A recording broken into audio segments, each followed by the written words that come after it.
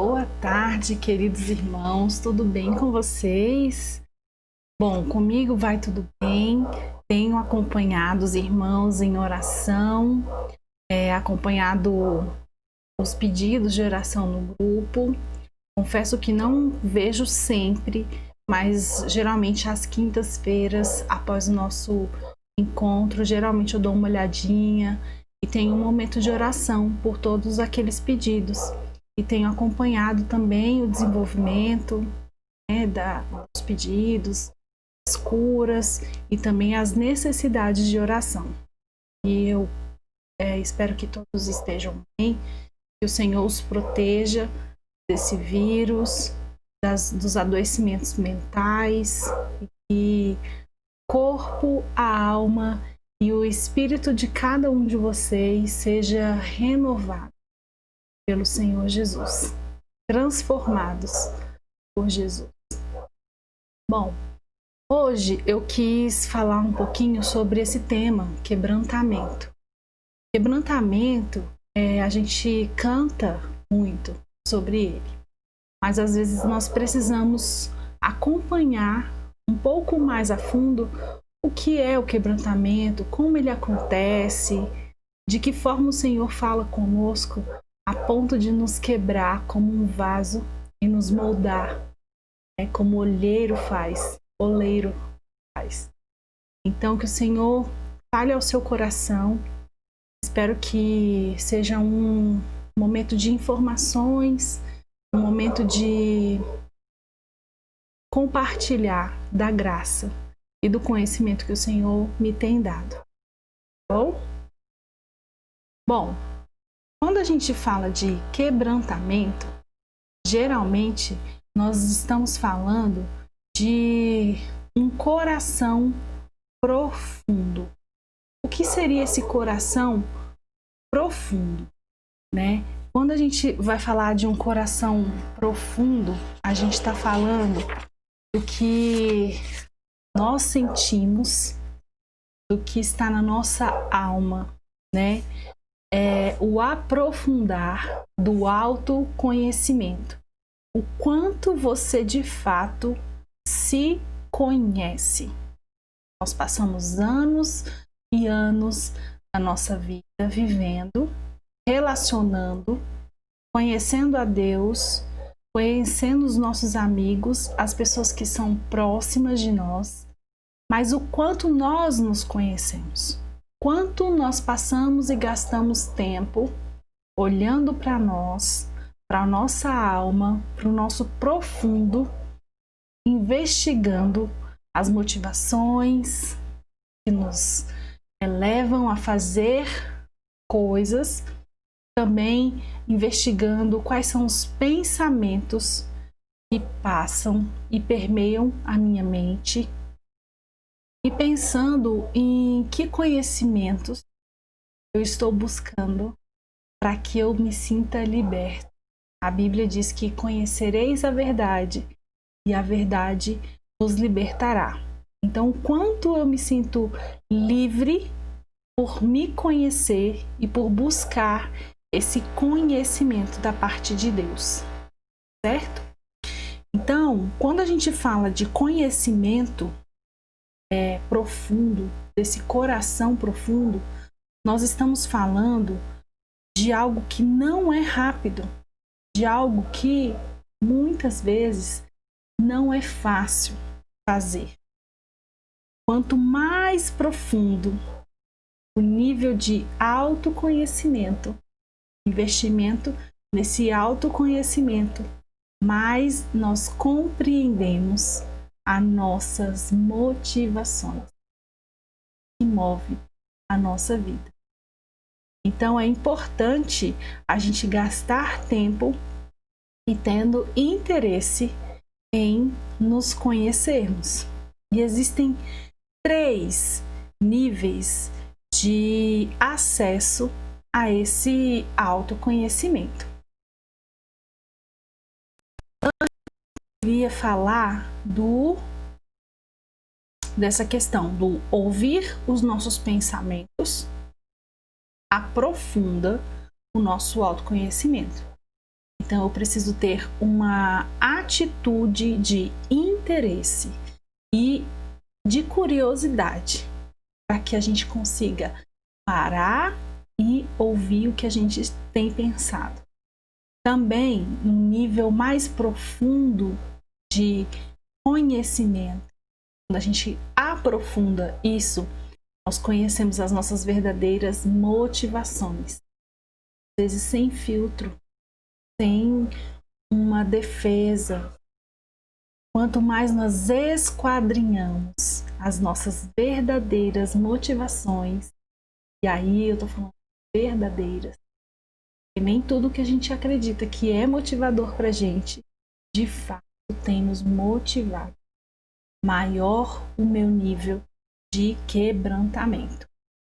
Então, falando dos 3 níveis, né, que eu havia falado do coração profundo, nós temos esses que são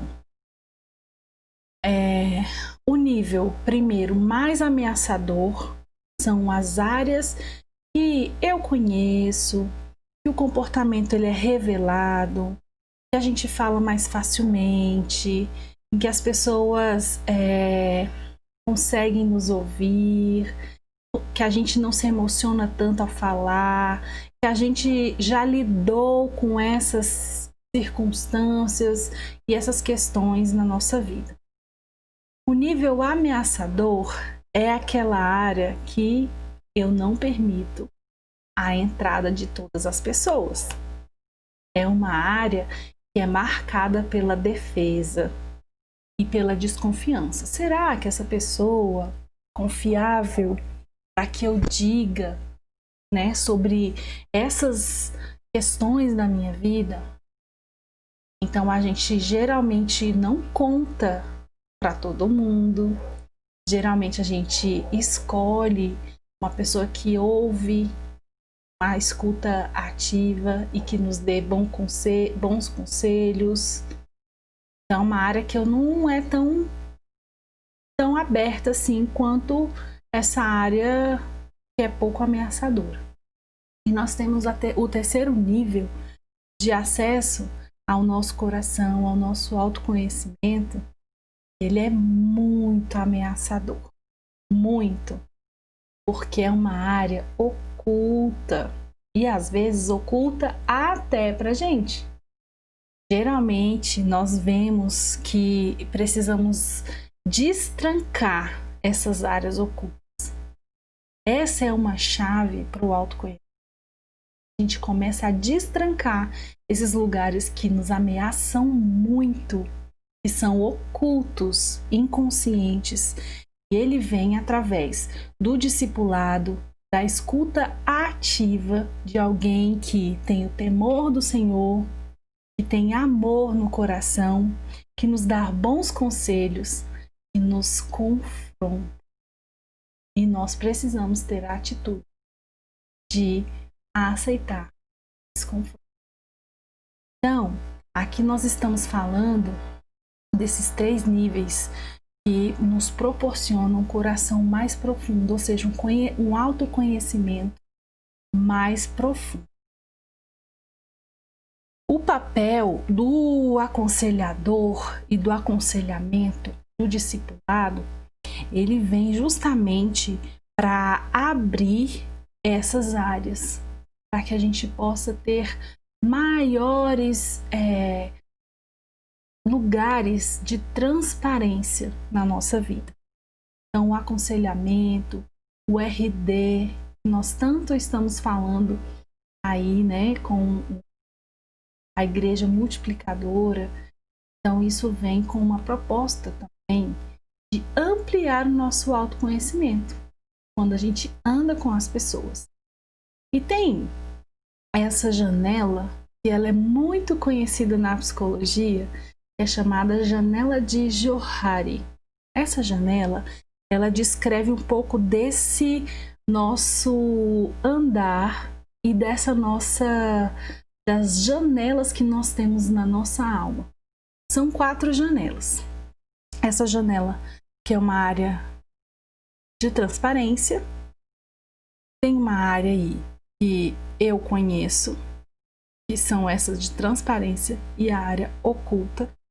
E tem áreas que eu não conheço, que é a área cega e a área inconsciente. Tem essas áreas da linha de cima, que são essas aqui em cima, que é a todo mundo vê. Eu vejo, né? Eu também vejo, mas todo mundo vê. E essa mais aqui embaixo, que são as áreas que só outras pessoas, que as outras pessoas não veem. Então, nós temos a área que todo mundo vê, que é essa, para cá, essa cega e a transparente. E essa daqui, a oculta e a inconsciente, os outros não veem. Então, o que acontece? Na área transparente, essa amarela, nós temos uma área que eu conheço e que os outros conhecem. Todo mundo sabe sobre mim, e a gente fala que é uma área que está na luz. Na luz. E existe um versículo na Bíblia, lá em Provérbios 4:18, que diz assim: a vereda do justo é como a luz da aurora, quem vai brilhando mais e mais até ser o dia perfeito. Então, a nossa caminhada, ela é uma caminhada de luz. Esse quadradinho da transparência, ele é uma área de luz. É onde eu sei, onde as pessoas sabem, elas conhecem, elas veem. Temos a área oculta, que é essa área laranja. A área cega, a área oculta. Na verdade, essa área amarela escura, tá? A área amarela escura, eu vejo, mas os outros não veem. Eu conheço, mas os outros não conhecem. E aí é a área que a gente fala assim, ou a gente pensa, eu vou levar isso para o túmulo. Ninguém nunca vai saber. Ninguém nunca vai tomar conhecimento de tal coisa na minha vida. Geralmente, essa área oculta, a área que eu quero esconder dos outros, é uma área, geralmente tem traumas, geralmente tem pecados ocultos, culpas e vergonha. Uma área que é um terreno fértil para Satanás. A área oculta é a área que está trancada num compartimento da vida que a gente pode chamar de porão, onde ninguém tem acesso. E lá no porão vivem ratos, vivem lixos, tem baratos, que nem eu quero descer lá. Eu sei que tá lá, conheço que existe um porão. Ninguém vai entrar. Então, nós precisamos receber quebrantamento do Senhor, para que a gente possa entrar nesses porões e limpar. Quando a gente fala da área cega, e aí é essa areazinha rosinha, ela é uma área que eu não vejo, eu não conheço, mas todo mundo tá vendo, todo mundo sabe. E essa área, ela é destravada quando a gente recebe ensino, quando a gente recebe aconselhamentos. Então, a área cega é uma área em que a gente precisa de ensino. A gente precisa receber ensino, sendo às vezes inconveniente. Só a gente não percebe esse inconveniente. E as pessoas percebem, acham feio, às vezes não tem coragem de falar. Às vezes eu me pergunto, sabe, para esse tipo de pessoa, cadê os amigos? Onde estão aqueles verdadeiros amigos que dizem, olha, fulano, não faça assim, isso não tá legal. Eu não estava percebendo. E é claro, né, precisa de um coração ensinável. Uma pessoa que tenha a capacidade de estar aberto a receber o ensino, a amar a confrontação. Quando a gente começa a ter maturidade na vida, nós amamos quando alguém nos aponta, a gente possa melhorar. Estarmos abertos a aprender e a aceitar a correção. Essa parte séria só vai diminuir conforme eu dou espaço na minha vida para que as pessoas me promovam esses aconselhamentos. E aí, meus irmãos, haver o quebrantamento, o real quebrantamento. Quando a gente recebe alguns ensinos, a gente se quebra, se refaz com base em verdade. Né? Então, nós precisamos muito estar dispostos a aprender. É como se fosse aquele ditado: o que está na nossa testa, todo mundo vê. Então, essa área cega é um pouco desse ditado. E tem a parte inconsciente. Essa parte inconsciente nem você conhece, nem os outros conhecem. Deus conhece. E nessa parte, gente, é aonde as coisas acontecem na vida da gente. Porque o que está oculto, o que eu escondo dos outros, Deus também pode ver. Deus pode ver todas as áreas, né? Aquela transparente todo mundo vê, que é a luz, que é onde está aberto. Mas a parte oculta é aquela coisa que eu dificulto. Eu não quero que ninguém saiba. Eu preciso confessar. Eu preciso abrir, revelar para as pessoas. Porque quanto mais a gente tem a confissão, quando a gente aqui tem duas coisas muito importantes nessa área oculta que eu queria falar para você. Primeiro, o texto de Provérbios 28:13, que diz assim: o que encobre as suas transgressões nunca prosperará, mas o que confessa e deixa alcançará misericórdia.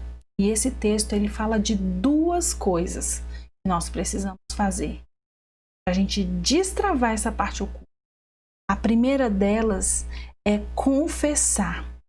Quando a gente confessa as nossas transgressões, a gente tem uma abertura para correção, para exortação, para disciplina, para organizar a desordem. Quando a gente deixa, a gente começa a caminhar para um lugar de santificação. A gente fica mais próximo do Senhor, porque a gente deixou essas transgressões para trás. E aí, quanto aqui o poder da culpa, ele é quebrado e a esperança sólida de libertação, ela flui. Então, quando a gente confessa, a gente coloca luz, e o nosso caminho é uma luz da aurora, lembra? Então, manter esse território sobre a conquista e domínio do Espírito Santo é mantê-lo na luz. As coisas que estão ocultas, meus irmãos, é um terreno fértil. É um terreno fértil para Satanás. Ele, quanto mais coisas eu deixo oculta, eu deixo as fortalezas demoníacas tomarem conta. É nesse lugar de oculto que levanta as grandes fortalezas demoníacas na nossa vida. E elas são construídas aonde não há transparência, aonde não há luz. Aonde falta luz é um terreno fértil para o diabo. Não existe transparência, nem liberdade, aonde tem coisas ocultas. Que está escondido permanece no poder do inimigo. Então pense muito nisso, meus irmãos. Porque a purificação, ele é um processo de crescimento, mas é um crescimento em transparência, sobre a luz. Eu começo a desenvolver a minha personalidade na direção ao propósito de Deus. Quanto mais transparente, maior a libertação e maior a cura dos nossos traumas. Aí é mais fácil de deixar o que a gente leu lá em Provérbios 28:13. Eu preciso de confessar e deixar. Quanto mais eu digo, quanto mais coisas eu tenho sobre a luz, mais eu tenho a perspectiva de deixar. Então, o que é a chave disso tudo? Dessa janela de Johari, que é um instrumento da psicologia que a gente pode trazer para o nosso conhecimento bíblico. O ensino aqui é que eu preciso abrir ao máximo a minha áreazinha amarela. Essa área de transparência, que vive sob a luz de Deus. É uma área que o diabo não tem terreno, porque o diabo ele gosta de fazer as suas setas, jogar os seus dardos inflamados onde ninguém pode saber. A gente fica amordaçados, o silêncio, o segredo guardado nos porões da nossa vida. Então, quanto maior a minha área de transparência, eu vou diminuir a minha área cega. E aí eu vou ter mais abertura para o ensino e menor a minha área oculta. Ou seja, eu vou estar vivendo um quebrantamento. Eu vou estar me expondo e vivendo esse quebrantamento.